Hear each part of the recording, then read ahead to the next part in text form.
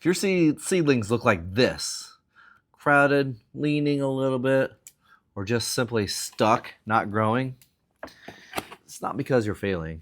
It's because they just need more room. Today, we're giving these seedlings the ultimate upgrade from stuck or trapped to plenty of room. See the growth on these things after you up pot them. So as a gardener, this can be one of the most confusing times when you got to go ahead and do some up potting, or if you don't have pots, just simply thinning. I have a ton of seedlings in this tray right here. These guys are quickly outgrowing this tray very, very quickly. Matter of fact, one of these cells has 3-4 plants in it. So we're at time to get these guys up potted and or thinned. So if you're going to go through here and you're just going to simply thin out a tray like this, which is very, very simple to do, and it will benefit your plants greatly by thinning them out. You can simply take a scissors and cut the plants away. So thinning out the seeds will do a couple things. One, it'll give you better growth for the plant. It gives the plant more room for that individual plants to grow. The reason why we got 3 seeds or 4 seeds in each one of these little pods is because these seeds were tiny when we planted them. And likewise, I had, Kid Croc and Croc Boy helped me plant these. So with little fingers comes lots of little seeds in each one. So now they did pretty good on some of these, but a lot of these do have 3 in there. And a lot of times too, you'll plant 2 or 3 seeds per cell just to make sure that you get a good germination rate so that all the cells are filled up. So with the ones that have the 3 seeds per cell, you could either take them out and up pot them to another pot, which I'm going to do anyways because that's what I like to do. Or you can take a scissors and simply cut out the ones that are not good. What I would do on this typically would take the strongest plant out of the 3 that are in there and just leave the strongest plant. The other 2 plants, just simply snip them off. And then that one plant will have more nutrients, more space to grow, and you'll get a sturdier, healthier plant out of that.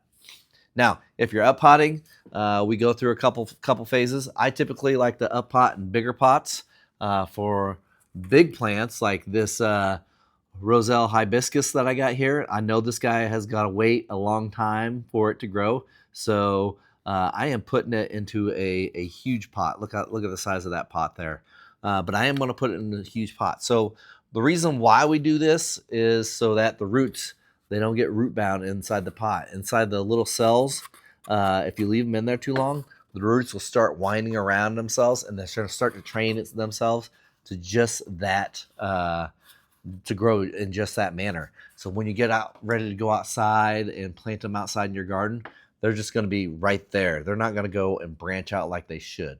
So you don't want to get trained roots in your pots. That's called being root bound. You don't want to have that happen to your plants. Up potting is pretty simple. Basically, you're going to get a good quality soil mix. You probably actually, if you have some little bit of fertilizers, you can put in that soil mix. Now you don't want a seed starting mix because that really doesn't have anything in there. You want something that's going to be of good quality.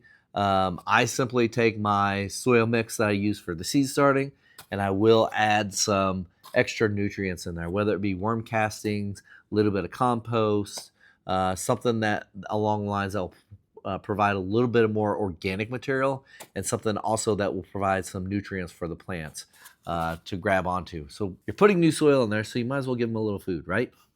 So up potting also helps reduce the amount of watering you have, or the amount of the chances of possibility of your plants drying out. And these little guys right here, they're not holding on to much water. When they get dry real quick. The bigger the pot that you have, the less chance that soil is going to dry out. And you also will have the roots will be all the way through the pot. So you get the pot, watering becomes a lot easier. You're not going to overwater. It's easier not to underwater as well. So if you overwater, it is possible to overwater. I will be honest with you. It is very possible to overwater, but it's harder to overwater when you got more mass. The ratios are going to be a lot different. So we went over how to go through and thin your plants. Simple tutorial on up potting.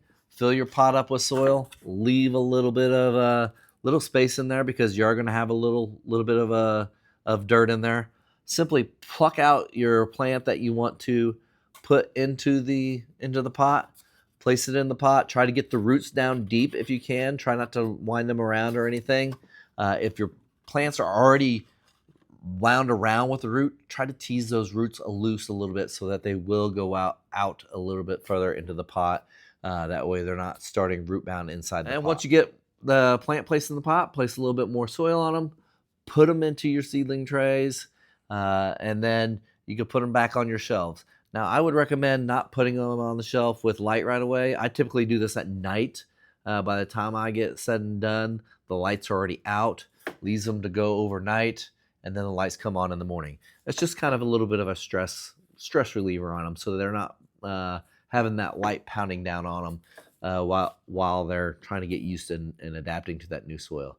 You also want to make sure that they got plenty of water. Do not plant them in any type of dry soil. That soil must be wet. You don't want it overly wet. You want to be able to grip it with your hand, and then it crumbles apart. You don't want to be able to grip it and it just falls out of your hand when you grip it, but you want to have it moist enough, like a wrung out sponge, if you will. You want to have that soil nice and moist. If you can, just go ahead and put a little water in the base. That helps as well too. I will promise you that if you do up potting with your seedlings, take the time to up pot, especially if you got 6 to 8 weeks to go before you're going to be planting them outdoors. You will see a definite growth in your plants. Your seedlings will start to pop. They'll take the next step. They'll take the next leap. They'll be easier to maintain because watering is not going to be a question. Fertilizing won't be a question as much. You'll be able to have bigger mass that you're dealing with on top in terms of soil, so you're not going to dry out as quick. You're not going to get sopping wet as quick. You're not going to have too much fertilizer in there at once if that's the case.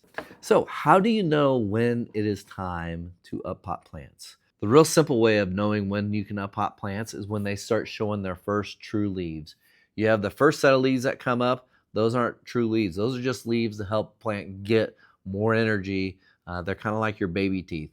They're just there temporarily until the true leaves form. Once the true leaves form, you can feel free to up pot the plants. If you, especially for example, my celery, I plant those are tiny seeds. I plant those all real close together. I take those and I have to separate them out. It really helps out with their growth once I do that. But you just take them out, put them into the new pot, and just wait. I typically wait a couple weeks after the true leaves form, just for the fact that not all the true leaves in the whole pot form, on the whole flat anyways, will form. It just gives me a little bit of time to let all those form, and then I can just do them all one fell swoop. I do like to save a lot more of the seeds than I probably should, but that also helps me with my rates. I'd rather be throwing away big plants after I got healthy plants out in the garden than not to have any plants and have to go to the store and buy any. So there you have it. That is the simple truth on why and how you need to up pot your plants. Now tell me, who is going to join my Dirty Fingernail Gang, the DFG? We're going to get down and dirty into the soil. If you want to join, just leave me a comment down below. Tell me that you got your fingernails dirty, that you got your hands dirty, that you are playing around in the soil. Even though it's 40 degrees and raining outside, you're still in your grow room messing around in the soil. Leave me a comment below. That's the thing that makes me smile the most are the comments. If you haven't already done so, subscribe. Be a full, true, tried member of the Dirty Fingernail Gang. Hit that like button. Cheers, everybody, and God bless.